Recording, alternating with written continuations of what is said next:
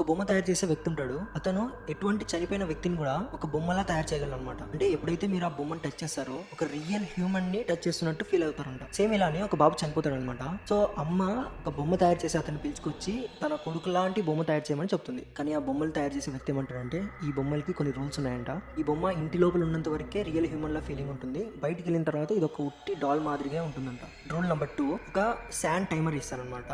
So ఇచ్చిన తర్వాత ఆ బొమ్మలు తయారు చేసే వ్యక్తి ఏమంటాడంటే శాండ్ టైమర్ తిప్పేసి పెట్టినప్పుడు అది పూర్తిగా అయిపోకూడదు అనమాట. అయిపోయే ముందే మనం ఇట్లా తిప్పేసి పెట్టాలంట. ఒకవేళ ఈ శాండ్ టైమర్ పూర్తిగా కంప్లీట్ అయిపోయిందంటే ఆ బాబుకున్న ఆత్మ ఆ శాండ్ టైమర్ లో ఇరుక్కుపోతుంది అనమాట లైఫ్ లాంగ్. రోజు ఏమవుతుందంటే డిఫరెంట్ హస్బెండ్స్ కొట్లాడుతూ ఆ శాండ్ టైమర్ ని చేతితో కింద పడేసి పగలు కొట్టేస్తారు అనమాట. దాని తర్వాత నుంచి ఆ అమ్మ ఆ బొమ్మనే తన కొడుకులా ఫీల్ అయిపోయేది.